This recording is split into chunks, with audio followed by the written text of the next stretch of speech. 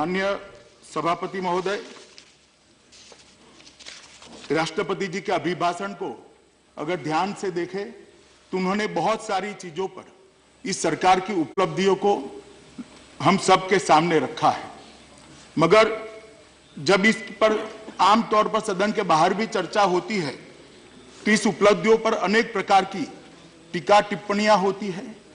कुछ मर्मज्ञ उसका विश्लेषण भी करते हैं और जब मैं वो विश्लेषण को देखता हूं तब मुझे लगता है महोदय, विश्लेषण का स्वागत जरूरी है, मगर उसमें एक अलग दृष्टिकोण भी मैं जोड़ना चाहता हूं। हमने ये देखना पड़ेगा महोदय कि ये जो अभी सरकार की उपलब्धियां है वो सरकार को विरासत में क्या मिला। सरकार ने जब कामकाज संभाला तब सरकार के पास विरासत में क्या था। जिस प्रकार का गड्ढा था वो गड्ढा भरने में ही सरकार का बहुत सारा समय गया है और गड्ढा भरने के बाद इन उपलब्धियों को एक अलग नजरिए से सभापति महोदय देखना चाहिए। अब सुनिए, थोड़ा सुनिए ना, हम आपको भी सुनेंगे। सभापति महोदय, no running commentary while sitting or anybody, it is this side or that side. First time member is speaking, made a speech, please, I have to name you please. If anybody speaks while sitting and make comment, that's a very serious matter, not only about this, about any other issue. सभापति महोदय, 2013 में देश की जो स्थिति थी उसको हमें याद करना पड़ेगा। 2013 में देश की स्थिति क्या थी। देश एक ऐसे प्रश्न के औठार के नीचे जी रहा था कि इस देश किस दिशा में जा रहा है, देश का भविष्य क्या होगा, ये महान देश अपनी विकास की गति को कहीं रोक तो नहीं देगा। इस प्रकार का एक भय का औठार पूरे देश के जनमानस पर छाया हुआ था। महिलाएं अपने आप को असुरक्षित महसूस करती थी। सीमाओं की सुरक्षा का कोई ठौर ठिकाना नहीं था।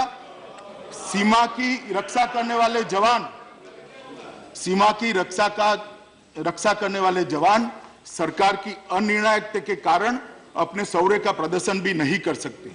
युवा आक्रोशित था। 12 लाख करोड़ रुपए के घपले, घोटाले, भ्रष्टाचार, स्कैम की एक सीरीज इस देश की जनता के मानस पटल पर बहुत बड़े सवाल कर रही थी।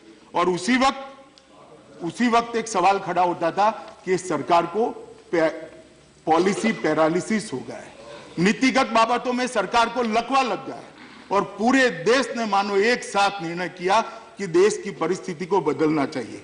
इतने में ही 2014 में चुनाव आया और 2014 के चुनाव में इस देश की महान जनता ने एक ऐतिहासिक निर्णय किया।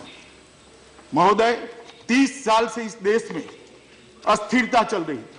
30 साल से इस देश की जनता ने किसी भी एक दल को बहुमत नहीं दिया था और आजादी के बाद कभी भी इस देश की जनता ने किसी गैर कांग्रेसी दल को बहुमत नहीं दिया था।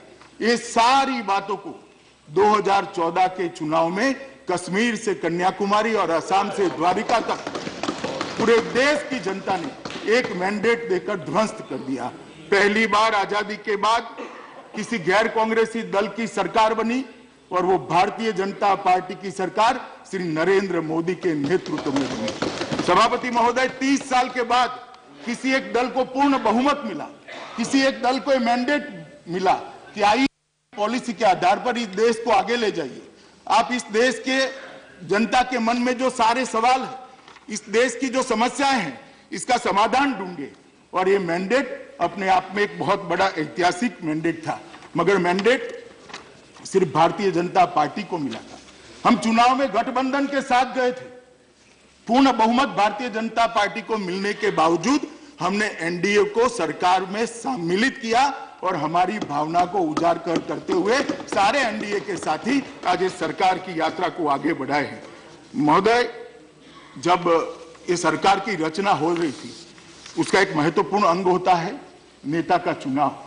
वैसे तो भारतीय जनता पार्टी ने पहले ही अपने प्रधानमंत्री पद के प्रत्याशी का नाम घोषित कर दिया था, परंतु यहीं पर सेंट्रल हॉल में एनडीए के सारे चुने हुए सांसदों की बैठक हुई और उसमें नेता चयन की प्रक्रिया हुई। मुझे गौरव है कि मैं भी वो प्रक्रिया का एक हिस्सा था। सभापति महोदय, जब श्री नरेंद्र मोदी जी को सदन का नेता चुना गया, एनडीए संसदीय दल का नेता चुना गया, उस वक्त नरेंद्र भाई ने एक ऐतिहासिक भाषण किया था। उन्होंने कहा था कि सरकार जो बनने जा रही है वो सरकार गरीबों की सरकार होगी, वो सरकार किसानों की सरकार होगी, वो सरकार दलित, पिछड़े और आदिवासियों की सरकार होगी, वो सरकार युवा की सरकार होगी, वो सरकार महिलाओं की सरकार होगी और ये सरकार गांधी और दीनदयाल के स्वप्न को पूर्ण करने वाली सरकार होगी और गांधी और दीनदयाल जी के दिखाए हुए रास्ते पर चलने वाली सरकार होगी। और मुझे कहते हुए आनंद है सभापति महोदय, 3.5 साल हो गए हैं, 3.5 साल ये सरकार अंत्योदय के सिद्धांत के आधार पर चली। क्या है ये अंत्योदय? अंत्योदय का सिद्धांत क्या है? मैं अगर उसको सरल भाषा में रखना चाहूं इस सदन के सदस्यों के सामने आपके माध्यम से, तो अंत्योदय का सिद्धांत है विकास की पंक्ति में जो अंतिम खड़ा है उसको विकास की पंक्ति में जो अग्रिम खड़ा है उसके बरोबर कर देना, सबको एक समान विकास की तक मिले, इस प्रकार से आगे बढ़ना। माननीय सभापति महोदय, 3.5 साल के बाद आज पीछे मुड़कर देखते हैं तो आश्चर्यचकित रह जाते हैं। सभापति महोदय, इस देश का संसदीय लोकतंत्र का इतिहास कोई अब इतना छोटा नहीं है। 70 साल हो गए हमारे संसदीय लोकतंत्र को। 70 साल में कई सरकारें आई और कई सरकारें गई। सरकारें जब 25, 30, 35 साल चलती है तब 2-3 ऐसे बड़े काम होते हैं जिसको इतिहास में दर्ज करना पड़ता है। ये सरकार 3.5 साल चली है, 50 से ज्यादा ऐसे काम है जिसको इस देश के इतिहास में स्थान मिले। माननीय सभापति महोदय, ये सरकार ने अपने अंत्योदय के लक्ष्य को पूर्ण करने के लिए, अंत्योदय के सिद्धांतों को लागू करने के लिए, शुरू से ही गरीबों के जीवन स्तर को उठाने के लिए बहुत सूझबूझ के साथ, एक सातत्य के साथ, टुकड़ों टुकड़ों में नहीं, कंटिन्यूटी के साथ विकास करने का तय किया और सबसे पहला काम किया जनधन बैंक अकाउंट। सभापति महोदय, इस देश के 70 साल के आजादी के अंदर 55 साल एक ही पार्टी का राज रहा, एक ही पार्टी का राज रहा और इसको मैं थोड़ा एक्सटेंड करूंगा सभापति महोदय, तो एक ही परिवार का शासन रहा है। मुझे कहने में भी कोई झिझक नहीं है, 70 साल की आजादी के बाद 55 साल के कांग्रेस के शासन के बाद 60% लोग ऐसे थे जिनके घर के अंदर एक भी बैंक अकाउंट नहीं थे। व्यक्ति छोड़ दीजिए साहब, पूरी फैमिली के अंदर, पूरे घर के अंदर एक भी बैंक अकाउंट नहीं। सरकारें किस तरह से चली होगी? सरकारों का विजन क्या होगा? सरकारों का दृष्टिकोण क्या होगा कि 70 साल की आजादी के बाद एक गरीब के घर में बैंक अकाउंट नहीं दे पाए? प्रधानमंत्री ने जब लाल किले की प्राचीर से घोषणा की कि जन धन योजना की हम शुरुआत करेंगे और हर घर में मिनिमम एक बैंक अकाउंट पहुंचाएंगे, तब मेरा मन भी आशंकित था। जो 60 साल में नहीं हुआ वो कैसे हो जाएगा? मगर आज देखिए साहब, 31 करोड़ बैंक अकाउंट इस देश में गरीबों के खुले गए हैं। हर परिवार में एक बैंक अकाउंट उपलब्ध है। शायद ही कोई एक व्यक्ति होगा जिसका बैंक अकाउंट नहीं था। और हमारी मीमांसा की जाती थी, हम पर टीका टिप्पणियां की जाती थी, बैंक अकाउंट को दे दिया, पैसे कहां से आएंगे, अंदर गरीब क्या रखेगा? वैसे तो हमने जीरो बैलेंस की व्यवस्था की थी, मगर सभापति महोदय, मैं कहना चाहता हूं कि आज जो जनधन अकाउंट खुले, 31 करोड़ जनधन अकाउंट खुले हैं, उसमें 73,000 करोड़ रुपया गरीब की गाड़ी कमाई का था। वो अपनी झोपड़ी में रखता था, अपने गल्ले में रखता था, कोई चोरी कर जाता था, साहूकार के वहां वो लूट जाता था। आज वो पैसा सुरक्षित बैंक अकाउंटों में पड़ा है और वो अपने आप को इस देश के अर्थतंत्र के साथ जुड़ा हुआ पाता है। सभापति महोदय, जब ये योजना शुरू हुई तब 2014 में 77% जीरो बैलेंस अकाउंट थे और आज उसकी संख्या घटते घटते घटते 20% से कम हो गई है। सभापति महोदय, सभी गरीब अपने बैंक अकाउंट का उपयोग करने लगे। मैं मानता हूं यह बहुत बड़ी उपलब्धि है सभापति महोदय। इस देश में जिस प्रकार से वोट बैंक की पॉलिटिक्स चली, इसमें कुछ भी किसी को छोड़ने के लिए कहना सभापति महोदय बहुत कठिन होता जा रहा था। कटु कहना, कटु बात सुनना, इसका स्वभाव ही हमारा धीरे धीरे लुप्त होता दिखाई पड़ता था।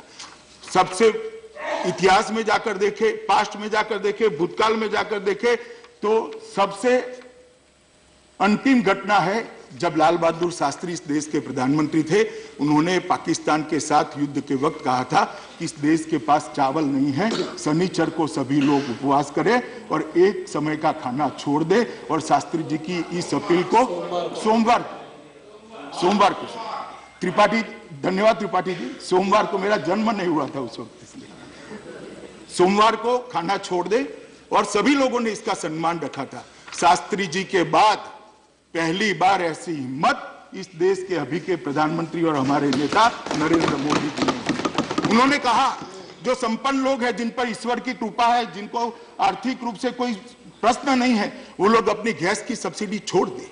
ये गैस की सब्सिडी सरकार गरीबों को देना चाहती है, आदिवासियों को देना चाहती है, दलितों को देना चाहती है, ग्रामीण गरीबों को देना चाहती है। और मुझे कहते हुए हर्ष है सभापति महोदय कि 1,30,00,000 लोगों ने प्रधानमंत्री की अपील को सम्मान देते हुए गैस की सब्सिडी को छोड़ा है। और उसके बाद क्या किया? कोई और प्रधानमंत्री होता तो वित्तीय घाटा कम कर लेता, अपने तिजोरी में उसको जमा कर लेता। भारतीय जनता पार्टी की सरकार है, एनडीए की सरकार है, हमारे प्रधानमंत्री नरेंद्र मोदी जी ने इस सब्सिडी जो बची और इसके अंदर खजाने का और पैसा लगाकर उज्ज्वला योजना लेकर आए। सभापति महोदय, 70 साल की आजादी के बाद 1.5 करोड़ से ज्यादा ग्रामीण गरीबों के पास गैस नहीं था, अपनी झोंपड़ी में गैस का चूल्हा नहीं था, स्वच्छ ईंधन नहीं था। भारतीय जनता पार्टी और एनडीए की सरकार ने, हमारे प्रधानमंत्री जी ने एक संवेदनशील फैसला लिया कि 5 साल में 5 करोड़ गरीब महिलाओं को गैस का सिलेंडर देने का हम काम करेंगे। और उसमें से 3.5 साल हुए हैं, 3,30,00,000 लोगों को गैस का सिलेंडर देने का काम समाप्त कर दिया गया है। और इसी बजट में सरकार ये 5 करोड़ की जगह ये लक्ष्यांक को 8 करोड़ तक बढ़ाने के लिए आगे बढ़ी है। सभापति महोदय, यहाँ हमारे सदन में बहुत सारे लोग ऐसे होंगे जिनको ऐसा लगता है कि 21वीं सदी में गैस का सिलेंडर विकास का पैमाना हो सकता है। मैं कोई गरीब के घर में पैदा नहीं हुआ सभापति महोदय, मगर गरीबी को मैंने देखा है। डांग के जंगलों में जीते हुए आदिवासियों को देखा है, पूर्वांचल में गरीबों को देखा है। एक बूढ़ी माँ जब अपनी झोंपड़ी के अंदर कंडे और टहनियां जलाकर रसोई बनाती है, खाना पकाती है, और उसकी पूरी झोंपड़ी जब धुएं से भर जाती है सभापति महोदय, पूरी आदत न होने के बावजूद भी 400 सिगरेट जितना धुआं वो माँ के फेफड़े के अंदर घुस जाता है और उसके स्वास्थ्य को सहन हानि करता रहता है। सभापति महोदय, करोड़ों माओं को धुआं मुक्त घर देकर उनके बच्चों के लिए, उस घर के बूढ़ों के लिए और महिला के लिए, स्वयं के लिए एक स्वच्छ घर का निर्माण करने का काम प्रधानमंत्री जी के इस फैसले ने किया है। और मुझे इस बात का विशेष आनंद है कि ये जो 3,30,00,000 कनेक्शन दिए, उसमें से 30% अनुसूचित जाति की महिलाओं को मिला है, 30%, और 13% अनुसूचित जनजाति की महिलाओं को देने का काम भारतीय जनता पार्टी की नरेंद्र मोदी सरकार ने किया है। सभापति महोदय, ऐसा ही एक फैसला हुआ शौचालय का, स्वच्छता के अभियान के साथ इसको जोड़ा गया, मगर ये स्वच्छता के अलावे भी अपने गरीब के जीवन में एक बहुत बड़ी त्रासदी है। सभापति महोदय, घर में शौचालय न होना, आज दिल्ली लुटियन में रहने वाले लोगों को इसका महत्व मालूम नहीं पड़ता है। काफी लोग ऐसे हैं जिनको इस तकलीफ का ज्ञान ही नहीं होगा। परंतु सभापति महोदय, एक गरीब घर की कल्पना करिए, एक 16 साल की बच्ची है, सुबह में कुदरती प्रक्रिया के लिए गांव के बीच में से गुजरकर खुले में शौच क्रिया के लिए बैठती है, पूरे गांव की नजर उस पर गड़ती है, वो बच्ची अपनी आंखें झुका देती है। धीरे धीरे कर इसका आत्मविश्वास हर रोज तिल तिल कर टूटता है।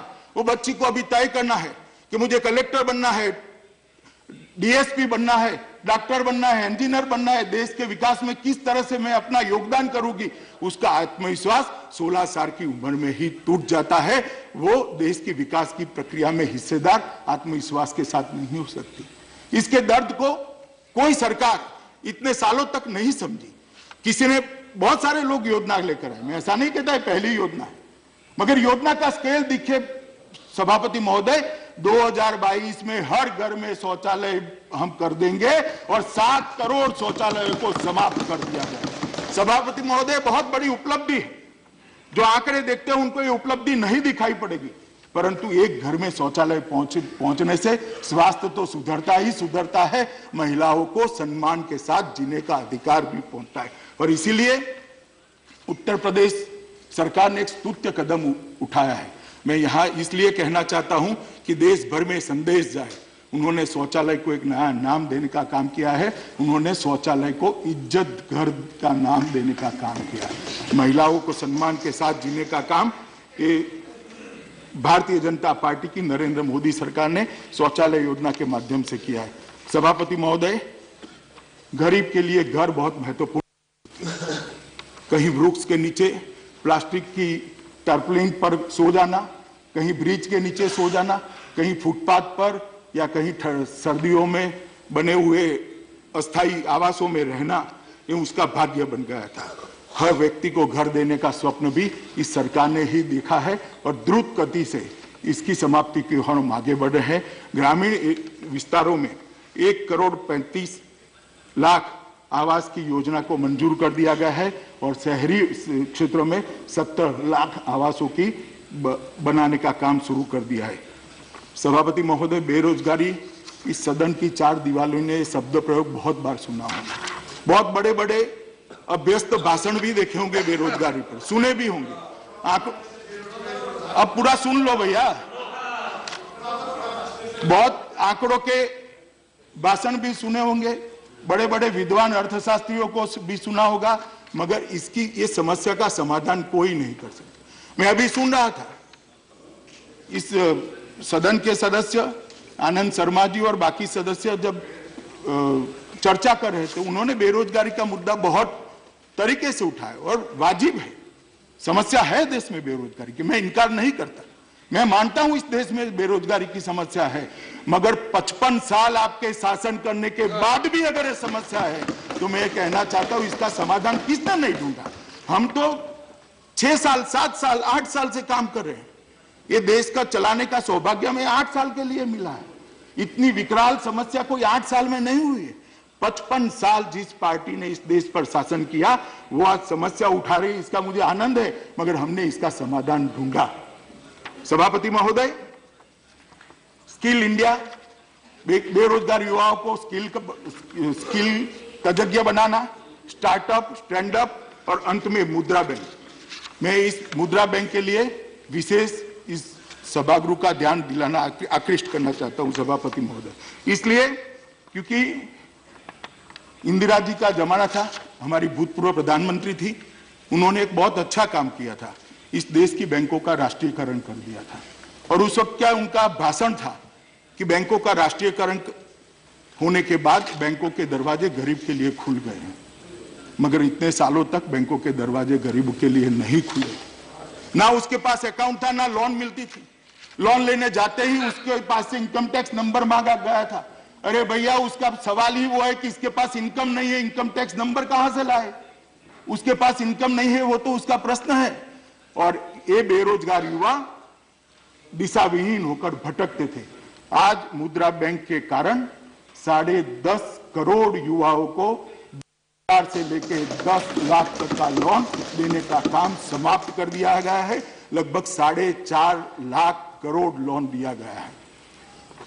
सभापति महोदय, इसमें ना गारंटी देनी है, ना गारंटर लाना है, सूद भी कम रखा है। अभी अभी मैं पढ़ रहा था, चिदम्बरम साहब का ट्वीट पढ़ रहा था कि मुद्रा बैंक के तहत पकौड़े लगाने का किसी ने ठेला लगा दिया। इसको रोजगारी कहते हैं?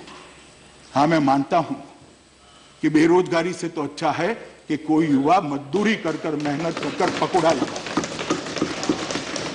अपने श्रम परिश्रम से पसीना बहाकर हजारों, लाखों, करोड़ों युवा जो स्वरोजगारी की दिशा में आगे बढ़ रहे हैं, पकौड़ा बना रहे हैं, छोटी छोटी स्वरोजगारी ले रहे, उसको आप भिक्षुक के साथ कंपेयर करेंगे? किस प्रकार की ये मानसिकता है?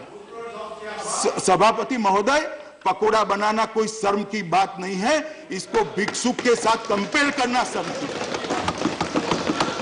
सभापति महोदय, वो बेरोजगार था, पकौड़ा बना रहा है, उसकी दूसरी पीढ़ी आगे आएगी, देश का बड़ा उद्योगपति बनेगी। कोई चाय वाले का बेटा आज प्रधानमंत्री बनकर इस सदन में बैठा है। इनको मालूम नहीं है पकोड़ा बनाने वाले का उतना ही महत्व है। अरे भाई प्लीज, सभापति महोदय, बीमारी आपको, आपके नेता है वो बाद में बोलेंगे, इफेक्टिवली काउंटर करेंगे, आपको क्यों चिंता है? उनको ऊपर सामर्थ्य के ऊपर आपको विश्वास होना चाहिए, प्लीज। सभापति महोदय, मैं मानता हूं कि अपने परिश्रम से, अपने पसीने से अपने जीवन का ज्ञापन करने वाला हर व्यक्ति उतना ही बड़ा है जितने हम इन सदन में बैठे हुए लोग हैं। सभापति महोदय, जहां तक बिजली का सवाल है, बिजली का सवाल है, इस देश में 70 साल की आजादी के बाद जब हमें इस देश की जनता ने शासन दिया, भारतीय जनता पार्टी और एनडीए के साथी दलों को शासन दिया, उस वक्त इस देश के अंदर 18,000 गांव ऐसे थे जहां बिजली छोड़ दीजिए, बिजली का खंभा या वायर भी नहीं पहुंचा था। 18,000 विलेज। और सभापति महोदय, मुझे आनंद है कि ये सरकार ने 3.5 साल में 18,000 में से 16,000 गांवों में बिजली पहुंचाने का काम समाप्त कर दिया। कोई कोरा वादा नहीं है, सरकार के विभाग के साइट ऊपर इसके सूची पड़ी हुई, प्रांतशः सूची पड़ी है। 16,000 गांवों में बिजली पहुंचाने का काम समाप्त कर दिया है। 18वीं सदी में जीते हुए वो गांवों को 21वीं सदी में लाने का काम इस देश के प्रधानमंत्री नरेंद्र मोदी जी ने किया है। सभापति महोदय, इसके बाद बिजली गांव में तो पहुंच गई, घर का क्या? घर में जब तक बिजली नहीं पहुंचती उसके जीवन स्तर को ऊपर नहीं उठाया जा सकता।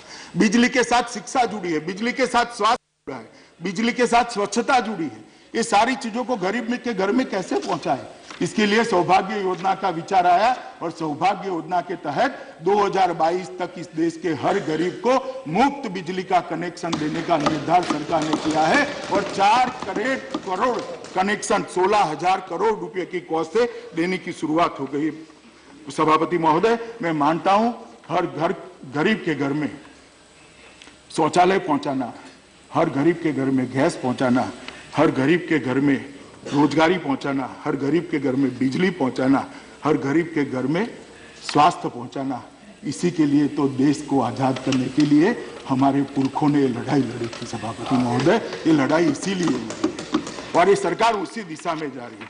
सुरक्षा योजना के तहत जब कोई गरीब अकस्मात इसका होता है या बीमार हो जाता है तो उसके लिए क्या करना है, तो सरकार ने 2 योजनाएं लाई। सरकार बहुत कम मामूली से प्रीमियम के अंदर प्रधानमंत्री सुरक्षा योजना के तहत 13 करोड़ से ज्यादा गरीबों को सुरक्षा देने का काम समाप्त कर दिया गया है और प्रधानमंत्री जीवन ज्योति बीमा योजना के तहत 5.5 करोड़, कुल मिलाकर 18 करोड़ से ज्यादा गरीबों को सुरक्षित करने का काम। जन औषधि केंद्र के माध्यम से 3,000 से ज्यादा पीएम बीजेपी केंद्र से 800 से ज्यादा दवाइयां 10% से 30% दाम पर गरीब के लिए उपलब्ध करा दी है। भगवान न करे कोई गरीब को दिल की बीमारी हो जाए, स्टेंट रखने का समय आ जाए तो स्टेंट की कॉस्ट समझकर ही, उसको सुनकर ही उसको पहले अटैक आ जाता था। आज जो 4 लाख रुपए का स्टेंट था वो 40,000 रुपये में और 70,000 के स्टेंट को 8,000 रुपये में गरीब के लिए ये सरकार ने महोदय उपलब्ध करा है। घुटने, जो आर्टिफिशियल घुटने बिठाने हैं, उसको भी, इसका भी खर्चा बहुत कम कर दिया है। और इस बजट के अंदर सभापति महोदय, मैं बड़े ध्यान से इस सदन को देख रहा था जब बजट वित्त मंत्री जी पेश कर रहे थे। इस बजट के अंदर प्रधानमंत्री जी एक आयुष्मान भारत की योजना लेकर आए हैं। इस देश के 40 करोड़ लोगों को 5 लाख रुपए की स्वास्थ्य का खर्चा बीमा के माध्यम से मुफ्त में देने के लिए। मैं मानता हूं सभापति महोदय कि पूरी दुनिया में जितने भी लोकतंत्र हैं उस सबको लोकतंत्र की योजनाओं को कोई खंगाल कर देख ले। 50 करोड़ लोगों को बीमा सुरक्षा देना, हेल्थ बीमा देना और 5 लाख रुपए का देना, किसी भी सरकार में साहस नहीं है जो भारतीय जनता पार्टी और एनडीए की सरकार ने किया, हमारे प्रधानमंत्री नरेंद्र मोदी ने किया। और इसी के कारण मुझे मालूम है अभी सामने से थोड़ा आवाज आएगा, इसी के कारण ये आयुष्मान भव भारत को अब नमो हेल्थ केयर के नाम से इस देश की जनता बुलाने लगी। सभापति महोदय, न्यूनतम वेतन कम्युनिस्टों के समर्थन वाली यूपीए 1 की सरकार ने भी न्यूनतम वेतन में इतना इजाफा नहीं किया था जितना भारतीय जनता पार्टी की सरकार ने 40% बढ़ोतरी की गई है सभापति महोदय। और इस प्रकार से गरीब कल्याण के लिए सरकार ने अंत्योदय के सिद्धांतों को, दीनदयाल जी के सिद्धांतों को चरितार्थ करने, बहुत सारी सूची है मगर मैं थोड़ा ही लेकर आया हूं सभापति महोदय क्योंकि समय बाकी लोग भी बोलेंगे। मगर मैं इतना जरूर कहना चाहता हूं, गरीबी हटाओ के नारे से सत्ता में तो बहुत लोग आए थे, गरीबी हटाने का, गरीब का जीवन स्तर उठाने का काम भारतीय जनता पार्टी की नरेंद्र मोदी सरकार। सभापति महोदय, हमारा देश कृषि प्रधान देश है। देश की 70% आबादी कृषि पर निर्भर है। 70% लोगों का जीवन यापन कृषि के और कृषि पर आधारित उद्योगों में, व्यवसायों में होता है। और कृषि को बढ़ावा देने के लिए इस देश की सरकार ने, भारतीय जनता पार्टी की सरकार ने 3.5 साल तक सातत्यपूर्ण तरीके से सभी अंग उपांगों को समाविष्ट करते हुए कृषि में किसान की आय दोगुनी करने की दिशा में एक बहुत मजबूत कदम उठाए। महोदय, प्रधानमंत्री इरिगेशन योजना एक अपने आप में एक विशिष्ट प्रकार की योजना है जिसके तहत लगभग 13 लाख हेक्टेयर भूमि को माइक्रो इरिगेशन इसमें बिछाया गया है। इसके माध्यम से पानी की तो बचत होगी ही और उपज में भी बढ़ोतरी होगी। सभापति महोदय, 285 नई परियोजना जिसके पीछे 1,88,00,000 हेक्टेयर भूमि को सिंचाई से युक्त कर दिया जाएगा। ये बहुत बड़ी परियोजना प्रधानमंत्री इरिगेशन योजना के तहत शुरू हुए जिससे किसानों की किस्मत बदलने वाली है। 30 नदियों को जोड़ने के कार्यक्रम, अटल जी की सरकार जाने के बाद नदियों को जोड़ने के कार्यक्रम को छोड़ दिया। ये है एबीपी न्यूज़, आपको रखे आगे।